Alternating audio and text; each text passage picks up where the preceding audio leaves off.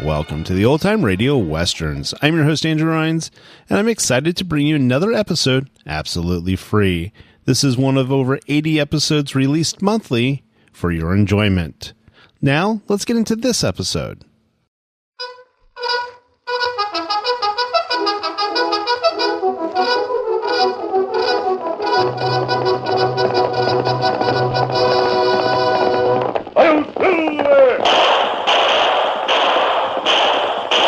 A fiery horse with the speed of light, a cloud of dust, and a hearty hi-yo silver, the Lone Ranger.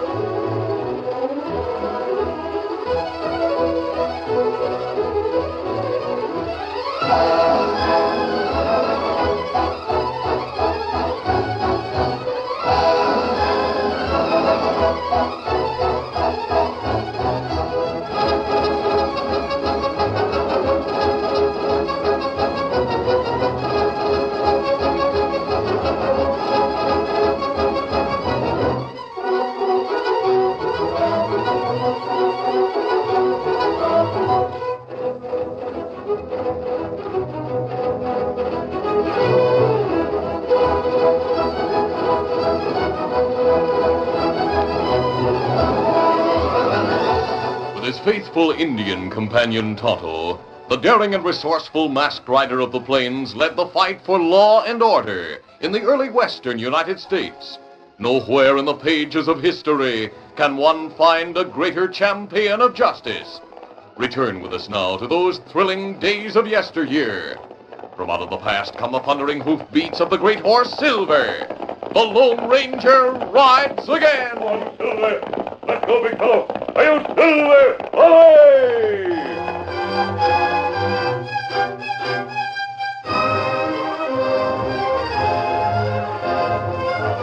The town of Coleman City, in the midst of cattle and mining country, was fast becoming one of the most lawless communities in the West.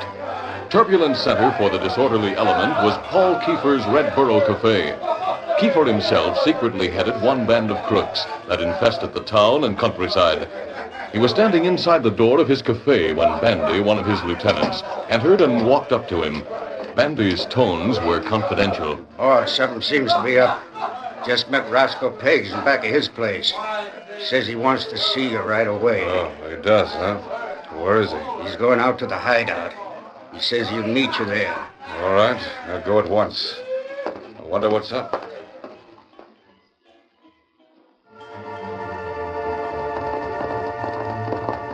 Paul Kiefer rode out of town. When he was certain he had not been followed, Get around there, boy. he turned his horse onto a seldom-used trail and rode to the hideaway spot where Roscoe Peggs waited for him. Move there. Move. Roscoe Peggs, known in Coleman City as a timid, straight-laced man, was in reality a partner in crime with Paul Kiefer. Kiefer greeted him. What's the trouble, Roscoe? The Merchants and Cattlemen's Association met this morning. They're getting a new sheriff. And you sent for me to tell me that? They've done that several times in the past couple of years, Roscoe. Seems to me we got rid of their sheriffs one way or another. Yes, but it'll be different with Doyle Bixby as sheriff. Did you say Doyle Bixby? You're crazy. He's in Texas. No, he's not. I didn't know about it, but they wrote to him, making him an offer to come here and clean up. He's accepted the offer. Gets here next week. No, that's not good. He's the toughest lawman in the Southwest. Why are you telling me about Bixby coming? Well, that's part of my partnership agreement with you, isn't it? Telling you what goes on around town? Also telling Rex Snyder what I understand. Paul, how can you say a thing like that? Oh, very easily. Because it's true. Isn't it? Oh, well, to a degree. But I've only put him onto jobs that were too small to interest you. You know that, Paul. I always told you when I was going to do it. Oh, I'm your man. You'd better be. Because when Rex Snyder returns to town from Kansas City, I'm going to get him. You kill him? What else? He's been stepping on my toes lately. It was his outfit that held up the express office. I'm sure of that. He beat us to it. So he dies when he returns here. Yeah, but, Paul, from the looks of things, Doyle Bixby will be sheriff by then. Am I supposed to shake when you say that? I'll take him, too. He and Snyder will go out together.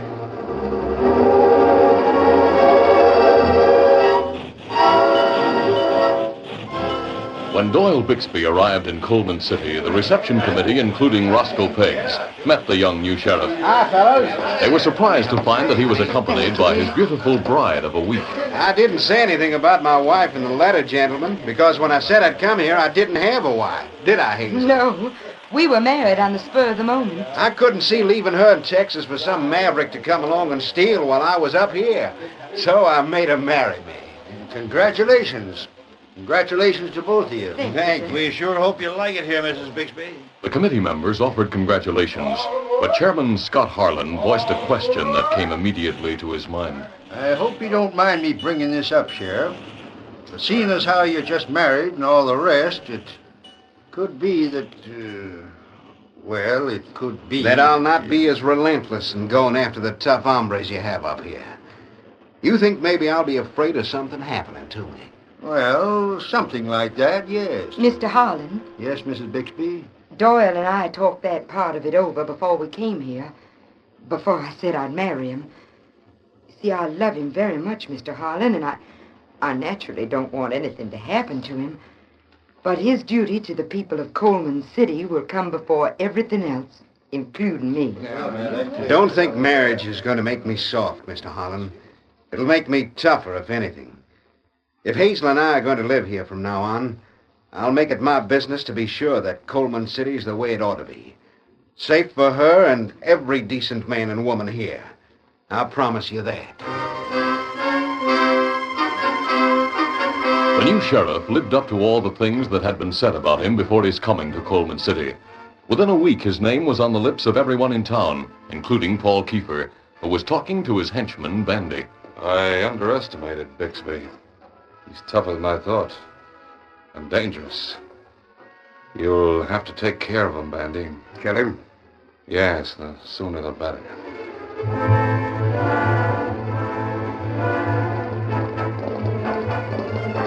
3 days later, Bandy had his chance. Then at dusk, as Bixby rode along a trail outside of town, Bandy ambushed him.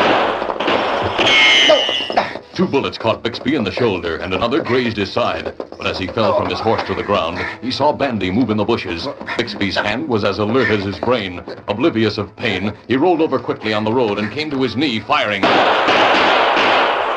He could hear Bandy scream of pain before he saw the outline of his assailant fall to the ground. Then the gun dropped from his hand, and he collapsed at the side of the road.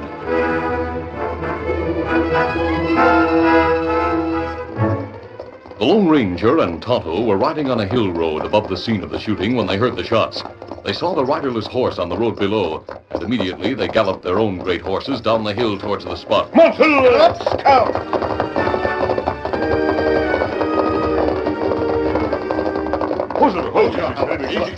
When they reached the place where the young sheriff lay wounded, the Lone Ranger knelt beside him and began to staunch the flow of blood. He recognized the lawman at once. Tonto, it's Doyle Bixby. Didn't take them long to get him. No. Him sheriff only 2 weeks. Him hurt bad. Well, it's hard to tell. Doesn't look that way. He's unconscious, and I'm afraid that... Kimasabi. Yes. Look, over in brush. Tonto's gaze had caught sight of the body sprawled in the underbrush. He ran to where Bandy had fallen and returned as the Lone Ranger finished the tourniquet on Bixby's shoulder. Kimasabi. Man in brush. Have gun in hand. He must be the one who shot Bixby. But him not shoot anymore. Him dead. The Lone Ranger and Tonto brought the wounded Bixby into town by a back trail. There they took him by way of a rear door into the home of the town's one physician, Dr. White. The Lone Ranger identified himself as the doctor treated the sheriff's wounds. Well, he's in bad shape, but he'll recover. Well, I suppose this means there'll be necessity of getting another man in this place. I doubt it, Doctor. I know Bixby. He'll not let a few bullets stop him from doing his job. I hope not, but the pattern's very plain. We've lost sheriffs before. They'll try to get Bixby again. If they didn't kill Bixby this time, they'll do it next time. Then let's try to see that there is no next time. You say Bixby killed the man who shot him. Did you know the fellow at all? No. Perhaps the sheriff's deputies will be able to identify the dead man. I'll tell them about this at once. Yeah. Bixby has never selected any deputies as far as I know. He was taking his time about that. The man you'd better tell is Scott Harlan. He's chairman of the committee that brought Bixby to Coleman City. His office is up the street a bit. Oh? He's usually there till late in the evening, so you'll have no trouble finding him. His place is in the first building next to the corner house. Roscoe Peggs was in Scott Harlan's office preparing to leave when the rear door opened and the Lone Ranger entered. Harlan leaped to his feet, reaching for his gun at the same time. Don't take another step or I'll drill you. You don't need to use that gun, Mr. Harlan. I'm no hold-up man. If I were, I'd have had my gun ready long before you did. Huh? Then who are you? What's the idea of the mask? My reasons for wearing it are my own. But perhaps a silver bullet and a few words will tell you what you want to know. Scott Harlan had heard of the masked man. The Lone Ranger's words and manner convinced Harlan that this was the man who had become a living legend in the West. He introduced Roscoe Peggs to the masked man. Glad to know you. Howdy. And then asked another question. What brings you here to my office? Sheriff Bixby has been shot. What? Is he dead? No, I left him in Dr. White's home. He's unconscious, though. The doctor's going to keep him there for the night at least. So the dirty varmints have done him in, too. Where was Bixby shot? On the trail west of town. We found him there, Tonto and I, and brought him here at once. I don't suppose there was any trace of the men who shot him. It was one man, Mr. Harlan. He's dead. Bixby got him. The body's at the place where This is terrible. You'll pardon me, please. Well, yes. Where are you going, Roscoe? To see Mrs. Bixby. She hasn't been notified yet, has she? Oh, no? I suppose it is a good idea letting her know about her husband. Tell her not to be too upset. He'll recover. Yes, I'll tell her. Oh, this is awful. Things get worse and worse every day. Roscoe Peggs forgot caution for the moment and went immediately to Paul Keefer's Red Burro Cafe. He entered a side door and made his way to Keefer's office, where the gang chief greeted him in surprise. Roscoe, what are you doing here? It was one of your men, wasn't it? Huh? What are you talking about? The one who shot Bixby, that's whom I'm talking about. Oh, Bandy finally got him. Bixby's dead? No, he's wounded over in Dr. White's place. But Bandy's dead, What? if that's who did the shooting. Bandy dead, eh? Well, that bundling fool. You know what that means, Roscoe? I know what it could mean if they identify his body. They know he's your right-hand man. No, wait. If they identify the body, you said. Why can't they identify it? Because they haven't found it yet. A masked man did. Briefly, Peggs told of the Lone Ranger's story. He concluded. And the masked man didn't know Bandy, if that's who it was. The body's still out on the trail. Harlan will have to round up some men and get out. Going at once to get Bandy's corpse. Get on the trail. Use one of my horses. Out this side door.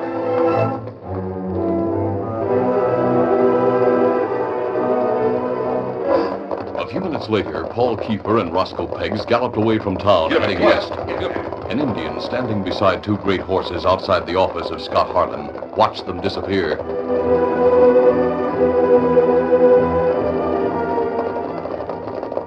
Here, there it is. There's the body, Roscoe. Oh, hold it. We got here before they did. Now, hurry. Roscoe Peggs helped Paul Keefer place the dead man across the horse's back. Then together they rode into the hills. Get him in. Come on, get him. Yeah, they'll never find Bandy's body where I'm taking it. They'll never learn anything about me either. Thanks, Roscoe. Thanks for warning me in time. Get up, get up.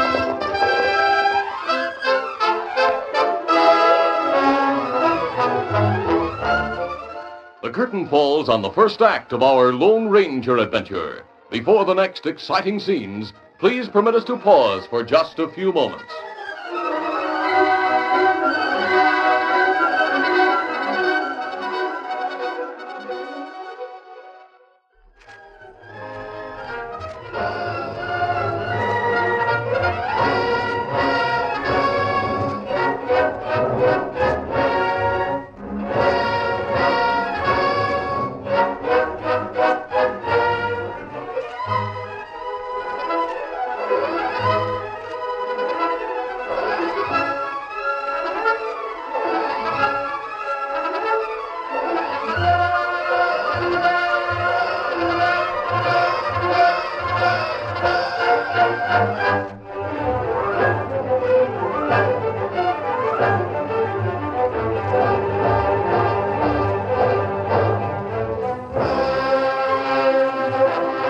Now to continue. The Lone Ranger and Tonto were with Scott Harlan and a hastily organized posse when they rode to the spot where Doyle Bixby had been ambushed. Steady there. Steady there. To their surprise, the dead man's body was gone. Scott Harlan looked at the Lone Ranger. This is strange. Are you sure the man was in this spot? Yes, and he was dead. Someone's removed his body. But who? Why would somebody do that? There could be many reasons. Probably the dead man is someone you know. That could be the first reason. Well, suppose we did know him. If he's dead, what could we do to him? You'd probably associate him with someone else. I get it. That's it.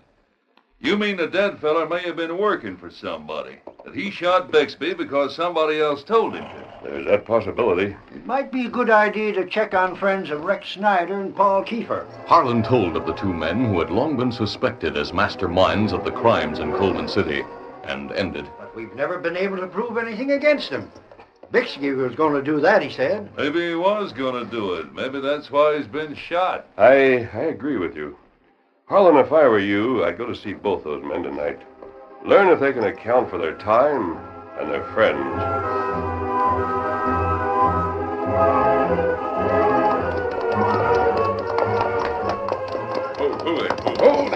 Paul Kiefer and Roscoe Peggs carried Bandy's body from the horse into a cave, which Kiefer had long used as a hideout.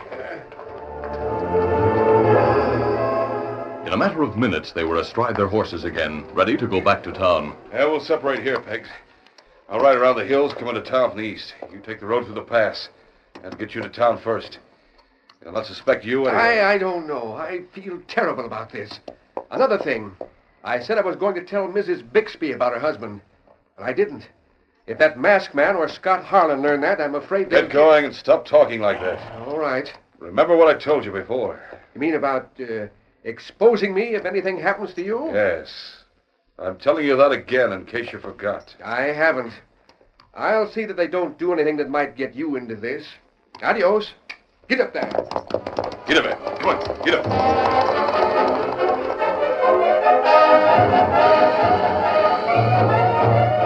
As the two conspirators made their separate ways back to town, the Lone Ranger, Tonto, and the posse had already returned there. Scott Harlan took the Lone Ranger aside and spoke to him. I'd be grateful if you and Tonto would remain in the vicinity for a while. At least until Sheriff Bixby regains consciousness. I'd intended doing that, Harlan. Good. I'll go to Kiefer and Snyder now and learn whatever is possible from them. I'll wait for you at the rear of your office.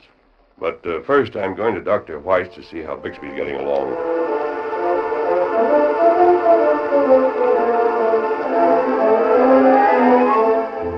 Dr. White reported that Bixby was still unconscious. He's holding his own, but he's... But, Doctor, where's Doyle? I just met Mr. Harlan. He told me Doyle's been hurt and Calm down, Mrs. Bixby. Please. He's been hurt, but he'll recover. Oh. I was just telling this man that. Oh, who is he? Don't let this mask frighten you, Mrs. Bixby. He's a friend. He found your husband. Oh, I'm sorry. Who shot Doyle? Why didn't you sing for me, Doctor? But I did. At least Roscoe Peggs left here in a hurry to tell you. You mean he didn't? Why, no.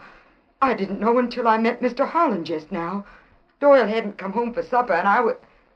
But where is he? Let me see him, please. He's in the next room. You'll pardon us? Certainly, go right ahead. I was about to leave anyway. The Lone Ranger took leave of Dr. White and Mrs. Bixby and joined Tonto, who had been waiting outside. They waited a short time behind Harlan's office.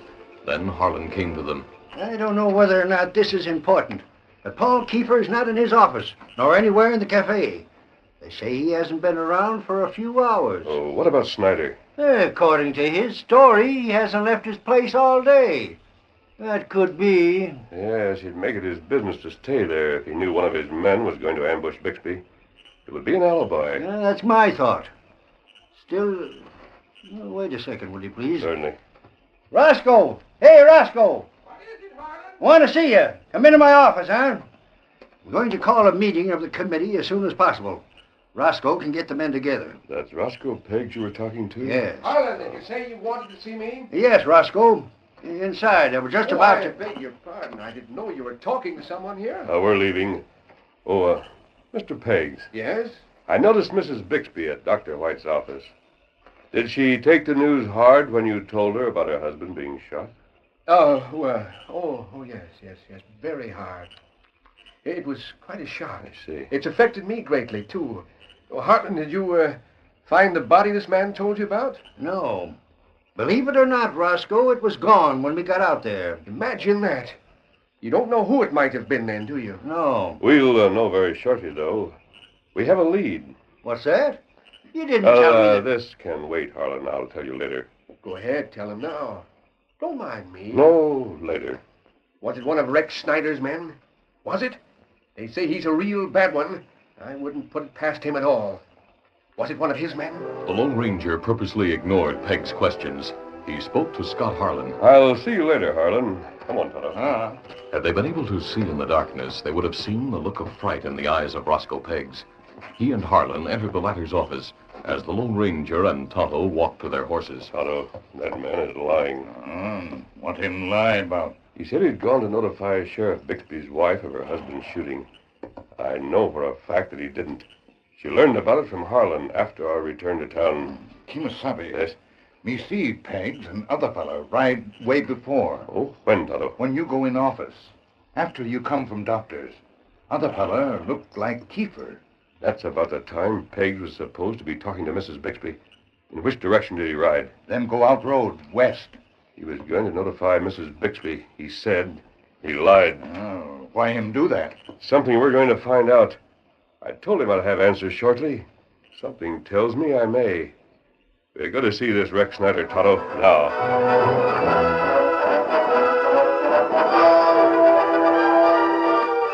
Tonto entered Rex Snyder's gambling palace and gave a letter to the man.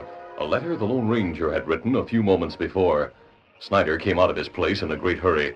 Tonto led him to the shadows where the masked man waited. What does this letter mean, and who are you? Who I am isn't important right now. But what I said in the letter is, they know about your part in the shooting of Sheriff Bixby. My part? I had nothing to do with that. First I ever heard of the shooting was a little while ago. Peggs wouldn't back you on that. Peggs? What has he got to do with it? You don't know? I wouldn't be asking you if I did. Well, Peggs has gone to Scott Harlan's office. I wouldn't be surprised if he's telling everything about the shooting. Now, wait. How do you know about this? Because Peggs was caught lying. The next step was obvious. He'll try to cover himself and then... Kiefer, too. Yeah, Peggs, the sniveling little polecat. They found him out, did they?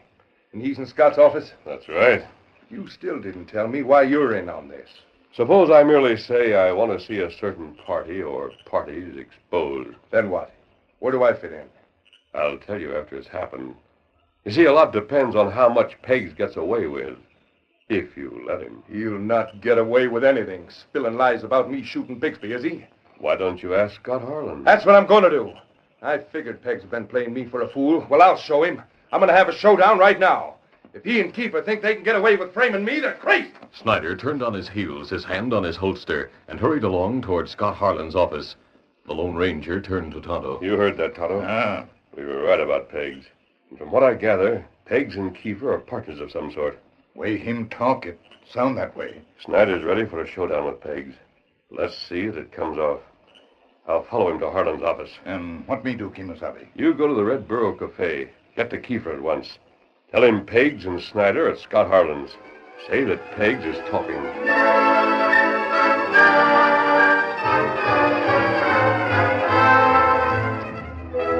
Roscoe Peggs was talking to Scott Harlan, but it was about a proposed meeting of the committee. And we should do something right away, I think. I'm suspicious of that masked man. I think you should investigate and do something. What's going on here? Rex Snyder. Snyder, what do you want here? I want you to stop listening to this lying hypocrite and hear what I have to say. I didn't shoot Doyle Bixby. If anyone did, it was Peggs and Kiefer. Well, you... Where is Kiefer? You're insane. What are you talking about, Snyder? Peggs, it's about time your relationship with Kiefer became known. Getting away with murder, both of you, blaming me for a lot of stuff that you two worked on, and He's now lying, Harlan. Am I? Then why are you trying to say that I did the shooting? I heard what's going on here. The masked man Masked man, he told you about me? Peggs, is it possible that Snyder's telling the truth? Sure I am. And I'll not be a scapegoat for Kiefer. And I'll show you, furthermore, Rex Snyder. Why, Roscoe Peggs grabbed a small pistol from his coat pocket. But Snyder's gun went off first. Snyder, you've killed him. He deserves to be killed, the lying snake. Harlan, help me. Help me. Stand back and leave him alone. Get your hands up, Snyder. Drop that gun, quick. Oh, you again. There, I dropped it. Harlan, try to stop the flow of blood. Yes. Let me help you, Peggs. I'm dying. Well, before you die, tell the truth. It was you who shot Bixby, wasn't it? No, it was Bandy. See? Kiefer's right-hand man did it, I told you. Where's the body? In a cave up behind the Snake Hill. We hid it there. But listen, Harlan. I'm listening. Snyder's not out of this. I'll die, but I'll tell about him. It was he and his gang that robbed the express company. Why, you blabbering idiot. Stand back, Snyder. Against the wall. Hey, what's going on here? Kiefer. So here you are, huh? Snyder. So the Indian was... Hey, what are you doing with your hands up? Get yours up, too, Kiefer. You didn't see me, did you? Raise those hands. I am. You see? Peggs is told about you and Bandy. He did crack, huh? The Indian had the right information. So have we now. About everything. Tonto. Tonto, who stood in the doorway, entered. Kimasabi. Tonto tied the two men, and Scott Harlan covered them. Dr. White arrived, treated Roscoe Peggs, and confirmed what the Lone Ranger had said. Well, Peggs will live, but he'll never be the same. I'll say he'll not, because he'll go to jail with his partners, Kiefer and Snyder. Kiefer's going to tell us everything about both of them. That masked man did this, didn't he? That's the hombre they're all blaming, anyway. That's right. He's the one who did in a single night what we've been trying to do for years. But then, after all, he's the Lone Ranger.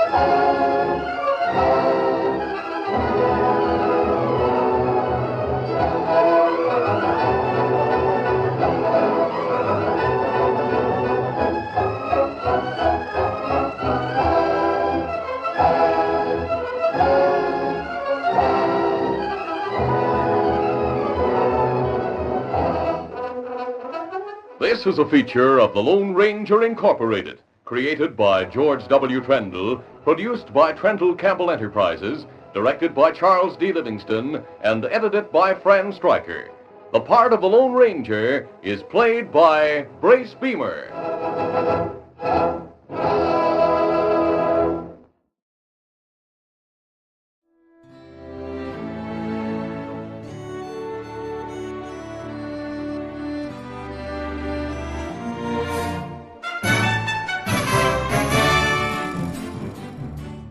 This has been a presentation of OTRWesterns.com, and we hope you enjoyed. Please take some time to like and rate this episode within your favorite podcast application. Follow us on Facebook by going to OTRWesterns.com/Facebook, and subscribe to our YouTube channel by going to OTRWesterns.com/YouTube. Become one of our ranch hands and unlock some exclusive content. We want to thank our most recent ranch hands, Steve and Ron W., who joined us recently. You too can join by going to OTRWesterns.com/donate. Send us an email, podcast@OTRWesterns.com, and you can call and leave us a voicemail, 707-986-8739. This episode is copyrighted under the attribution non-commercial share-alike copyright. For more information, go to OTRWesterns.com/copyright. Have a great day, and thanks for listening.